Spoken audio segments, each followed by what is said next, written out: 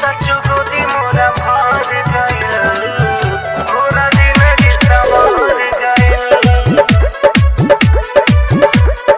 Alex music studio गया। DJ मिट्ठू राजा पटसोनी।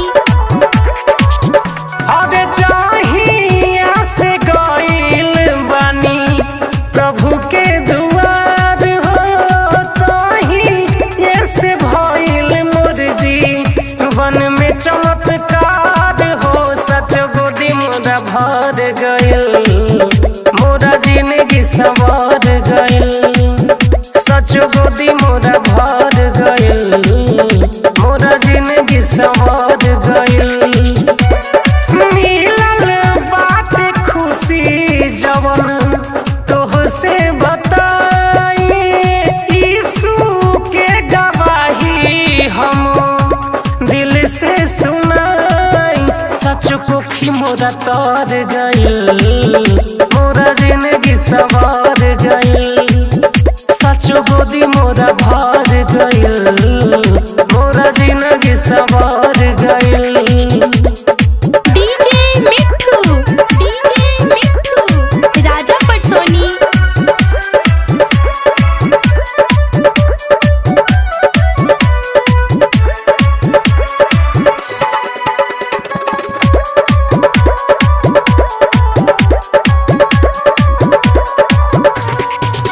रहे church चाहे भवन पढ़ी, प्रभु जी के वचन अब तो उनके वचन में मनवा मगन रहता।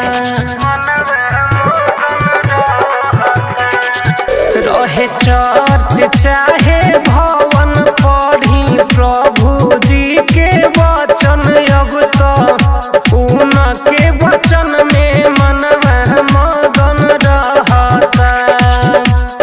जहिया से मिलल बाटे बाइबिल के साथ हो, तहिए से यीशु जी के पड़ल सिर पे हाथ हो। सच गोदी मोरा भर गइल, मोरा जिंदगी संवर गइल। सच पोखी मोरा तर गइल, मोरा जिंदगी संवर गइल।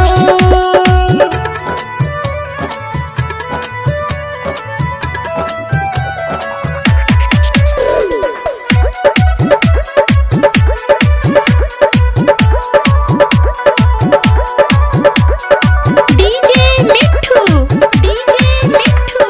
राजा पटसोनी।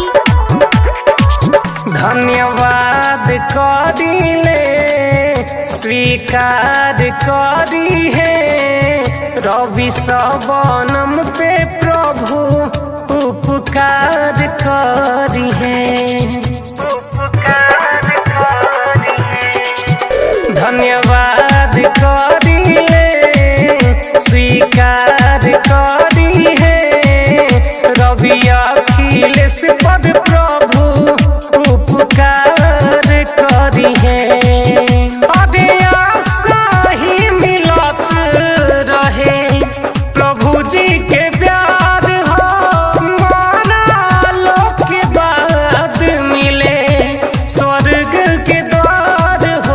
सच गोदी मोरा भर गइल, मोरा जिंदगी संवर गइल। सच पोखी मोरा तर गइल, मोरा जिंदगी